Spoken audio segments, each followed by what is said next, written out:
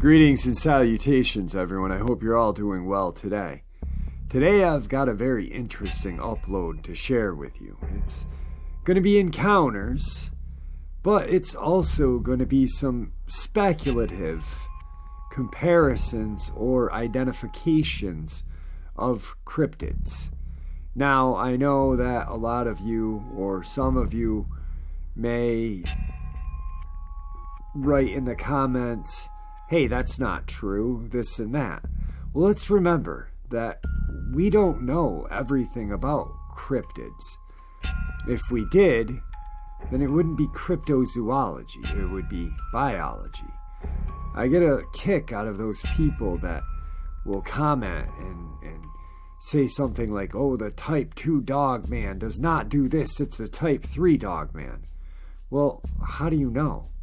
I mean, it's not like it's a tiger and we've studied them. It's cryptozoology. It's just speculative ideas. It just baffles me sometimes when people think they know everything about a cryptid. That's what this is so lovely for me to do. I love doing lovely. What am I, fucking Mr. Rogers now? That's why I love doing these uploads, because I learn something every day. I don't know everything about these creatures, and nor do I proclaim to. I'm fascinated by them, and when I learn something, I'm like, oh man, I didn't know that. And then let's say I know something that someone else doesn't. It's not like I'm gonna be like, oh yeah, well, you didn't know that. I hate when people do that. It drives me insane. Because, once again, I may think I know something about a Dogman Type 2 variant, but who's to say it's even true about that Dogman Type 2 variant? It might be the Type 3. You know, so let's all remember that it's really speculative when we're talking about cryptozoology. It's not biology. So let's keep the comments kind of civil, because I know I'm going to get some crazy ones. Well, yeah, I love it when people do that. You know, it amuses me. And I'm sure it amuses you guys too. But a lot of people don't know how to take it. You know, they're asking questions. They don't want to be ridiculed by someone that thinks they're an expert on cryptozoology. Because there is no expert on cryptozoology. There's people that claim to be. Yeah, sure, you know. But how do you become an expert on something that is pure speculative theory? You don't. You really don't. What, you have vast amounts of ideas, so that makes you an expert? You wrote X amount of books, so that makes you the expert of Dogman or the expert of Bigfoot? No. No one is better than anybody at knowing one thing. You know, it's just, see, I'm getting tongue-tied. It drives me insane. Now I'm spewing for like 3 minutes. Anyway, I got some encounters and I got some comparisons. Before we get into these, let's do the links. As you know, I rely on my Patreon, my PayPal, and my merch to help this channel to continue to grow and go. Those links are in the description below. I also have a second channel for creepypasta, fanfiction, and scary voice acting. Stories that really don't fit on this channel. Now, if that's anything that you're into, follow that link and give those stories a listen. You may just like what you hear. Oh, real quick. I have a second channel because I try to put stories that I believe are true or subscribers have sent me that claim to be true. I don't put creepypastas on this channel. The other day I had a subscriber who was a longtime subscriber unsubscribe because there apparently isn't this many encounters and said, you're doing creepypastas. No, that's what my second channel's for. See, I don't combine my channels to confuse people. You know, I'm not like that. I don't want to do that. Sure, other channels do. And I'm not going to name names, but I don't. That's why I have a second channel. So I hope that guy's listening. And if you are, I thought you unsubbed. Stop listening.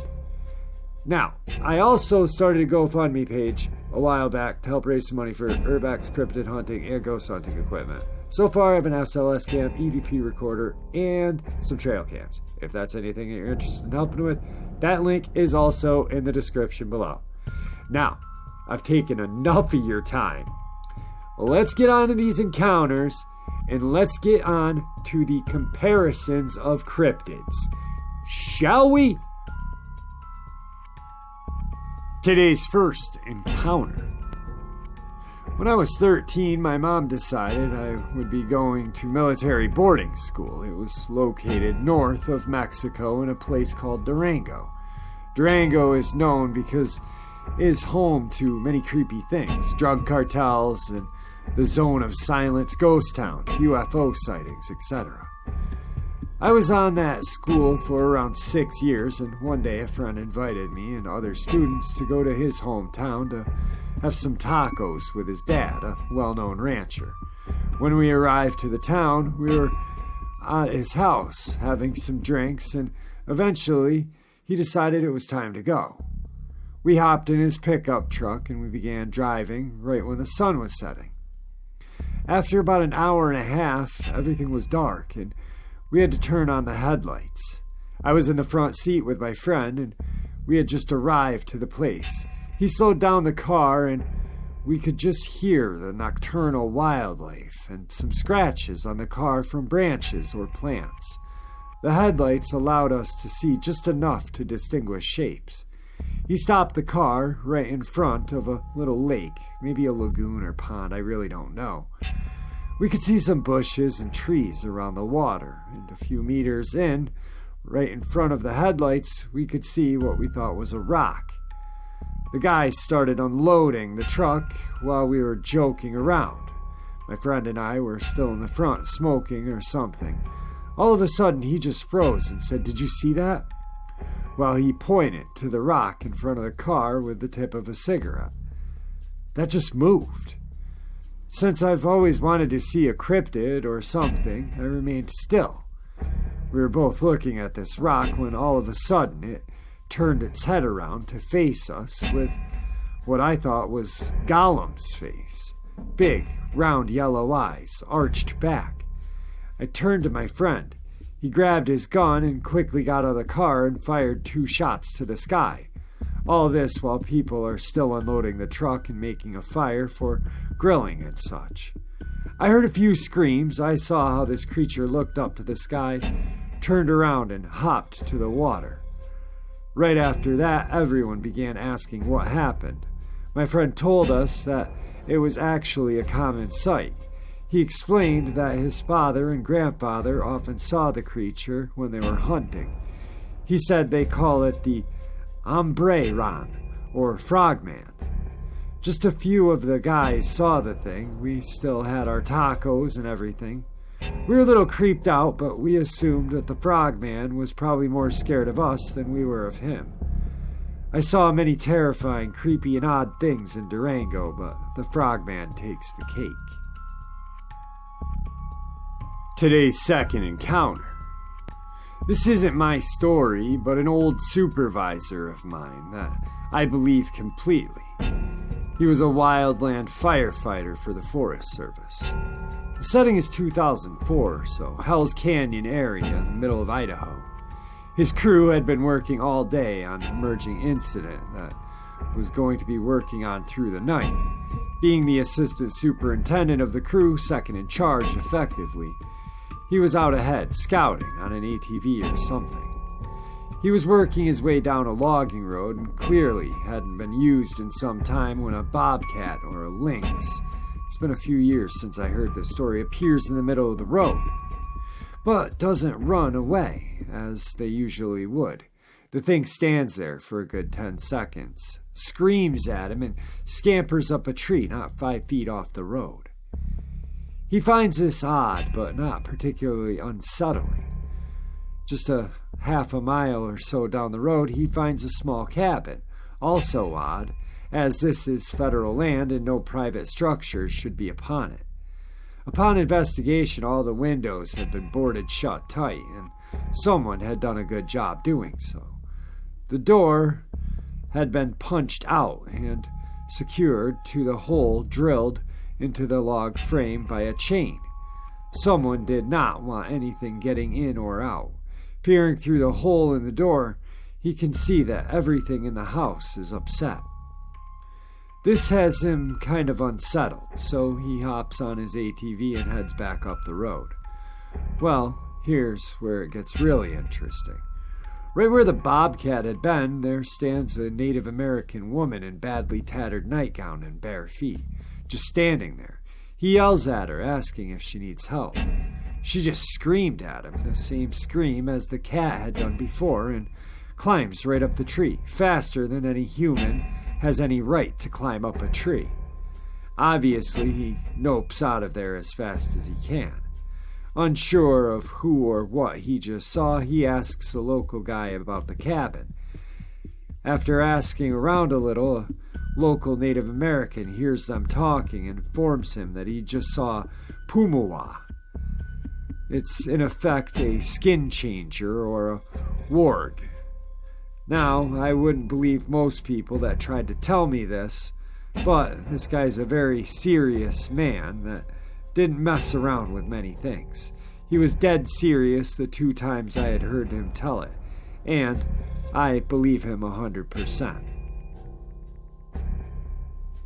Here's some speculative cryptid identifications done by me. Mind you, I am not an expert. These are just my ideas. A goat man is a 2-legged creature, usually bipedal, sometimes seen walking on 4, with horns, very powerful, usually lives in the mountainous areas. Could be mistaken for the deer man. Deer man usually resembles a deer or an elk, very skinny-legged, not as powerful as a goat man. Also, something about the goat man. The goat man seems to mimic humans. It tries to mimic their voices and mannerisms. The goat man has numerous times infiltrated camps at night by mimicking voices. There's a story I did a while back in regards to a goat man abducting a private in the military, or trying to abduct a private in the military. Very powerful creatures, not one to mess with. Actually, no cryptid is anything to be messed with. Here's the one that everyone lately seems to get confused with the skinwalker, is the fleshgate. The fleshgate lives in the woods, also the tundra and arid lands. It does, or possibly could, live among humans without us knowing. It mimics our appearances and our voices, but it does take some time, practice. The appearance and voice of specific human victims by stealing or occupying their body, skin, though less adept at mimicking human behavior. Although fleshgates have demonstrated an exceptional capacity for learning language, human mannerisms, and use of technology, simply by observing humans. There was an occurrence that I heard a while ago. I don't think I put it on my channel. I heard it somewhere, where these people were driving down the road and they came across an accident. They stopped this person. They thought they needed help. They thought this person needed help. And the guy kept saying, help me. The person in the car said, do you need a phone? And he looked at the person who was and needed help, and it appeared that he had a phone in his hand. Come to find out, it wasn't a phone, it was something else, and the Fleshgate had the power to kind of make that object mimic a phone. You know, it was like it was holding like a rock or a stick, and it looked like a phone to this person that had come across it.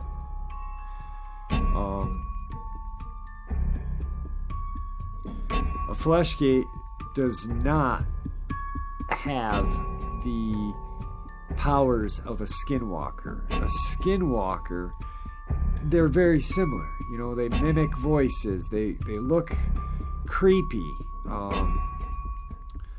But a skinwalker is a cryptid through black magic, usually by wearing the fur or pelt of an animal. It's a shapeshifter, so it wears this pelt, turns into what it wants to be. I had a talk with somebody a while ago, another cryptozoologist, that I respect a lot. I'm not going to name his name. He is on YouTube, and he's got a shit ton of subscribers. But we kind of had our differences where I consider a skinwalker a cryptid. He doesn't. He considers it a witch through Navajo folklore. But there is legend that a witch can summon a skinwalker as well. So in that aspect, it's going to be a cryptid. You know, once it changes into its form, it's a cryptid. Like the shapeshifter werewolf. My view on a werewolf and dogman, there's a difference. A dogman stays a dogman. A werewolf has the ability to shapeshift and change. So let's say I'm a werewolf. I'm a man. I'm walking down the road. I'm not a cryptid. But, I change into a werewolf, then I'm a cryptid. So that's where my views of the skinwalker are a cryptid. Skinwalkers are Navajo legend, lore. A Fleshgate is countrywide, possibly worldwide. We're hearing encounters that I saw a skinwalker in the state of Washington or Maryland. Well, no, you didn't. You saw a Fleshgate, unless a Navajo shaman or medicine man went to Maryland or Washington and shapeshifted into a skinwalker.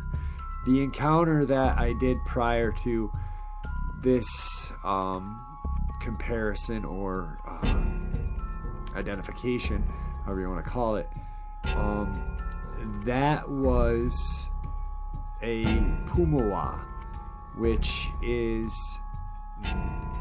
very similar to a skinwalker. A lot of Native American cultures have their own version of skinwalkers. A lot of them have their own version of cryptids. The Gugwi, the Wendigo. I'm Iroquois, and I've sweat lodges in northern New York on the res with my cousins and family, and I've heard of the stories of the Wendigo. I want to get up there very soon to ask if there's any Iroquois or First Nation version of the skinwalker. I'm assuming yeah. God, even the Philippines have some sort of version, the Oswag or Oswang, I think it's called. But yeah, so these are some comparisons. I just compiled it all together, probably making no sense. I'm probably gonna get no likes on this upload, but I kind of just wanted to get this out and share it with what my views are, and European. Here's another thing: the Europeans, they call their dog man a werewolf, but it necessarily or not necessarily shape changes or shape shifts. It just stays a dog man. There's very weird things culturally, cryptids. So yeah, and that's why it's called cryptozoology, and that's why nobody really knows 100% about crypto or cryptids out there, because it's not biology. You're not comparing a tiger and a lion. You're comparing a dog man with a skinwalker or a dog man with a fleshgate werewolf. We don't know anything about these. We just have ideas, myths, first-hand accounts, second-hand account, third-hand accounts of these creatures, and we compile them together, and just have these ideas of what these creatures do by numerous sightings. Bigfoot is huge where I live. This weekend we are having on, when is it? The 28th, tomorrow, in Whitehall, New York. Whitehall has the annual Sasquatch Celebration Day, where they have just like, it's like a little fair, but yeah, with Sasquatch you can compare it to the Grass Man. There's just a multitude of different names for the same cryptids. So in my eyes,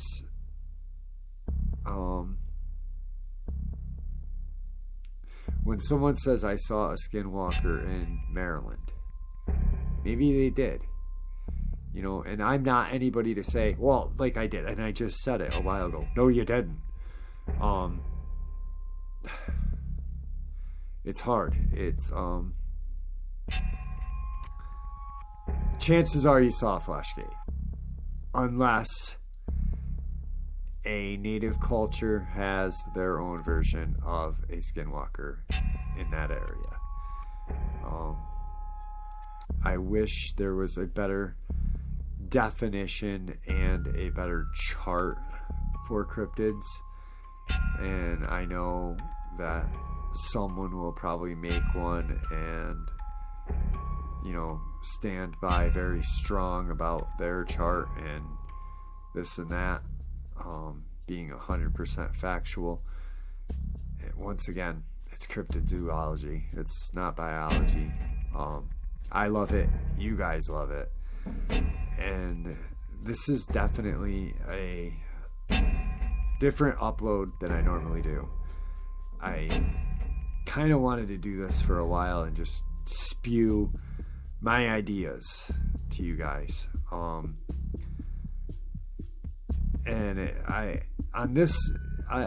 have a hard time commenting back, or reading the comments. I do try to read the majority of them, but this one I'm going to comment back to all of them,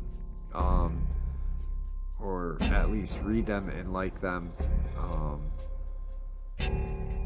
because I want to get your views of what you guys think. There's just, like I said, I learn something every day, new, every day. Every day I find something new about a cryptid that I didn't even know. I've had subscribers give me ideas or give me a whole new outlook on a cryptid that I was like, you know, wow, that cryptid only seems to only do that. But then the subscriber's like, well, I saw it do this, and I'm just like, what?